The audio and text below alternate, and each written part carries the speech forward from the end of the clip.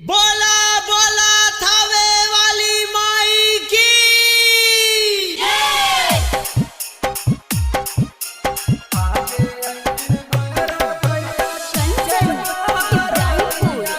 कंचन इब्राहिमपुर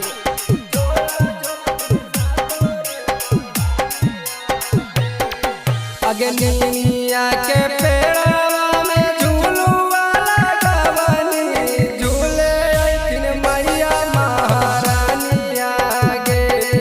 अगनिया के गाछिया में झूलुआ लगवनी झूले अइथिन मैया महारानिया गे। आगे अइथिन भैरो भैया पीछे महारानिया झूला झूलथिन सातोरे बहिनिया गे। आगे अइथिन भैरो भैया पीछे महारानिया झूला झूलथिन सातोरे बहिनिया गे।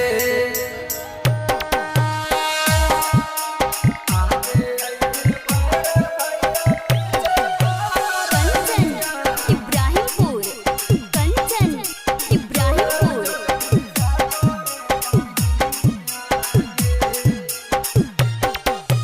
किए चढ़ी अइथिन सातोरे बहिनिया किए चढ़ी अइथिन भैरो भैया गे।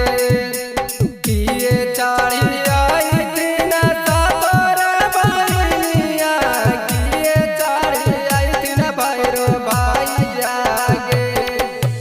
बाघवा सवारी चढ़ी अइथिन सातो बहिनी पुतवा चढ़ी अइथिन भैरो भैया गे। बाघवा सवारी चढ़ी अइथिन सातो बहिनी पुतवा चढ़ी अइथिन भैरो भैया गे।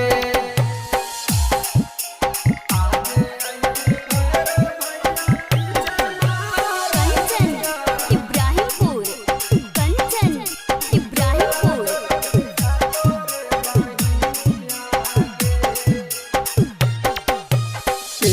रे चढ़ैतै माई के लाला की चुनरिया के धोतै माई के चरनिया गे। पंडिता चढ़ैतै माई के लाला की चुनरिया सेवक धोतै माई के चरनिया गे। कवन रैटरवा लिखै माई के पचरवा कवन सिंगरवा गबै भजन मागे। सुमन छोड़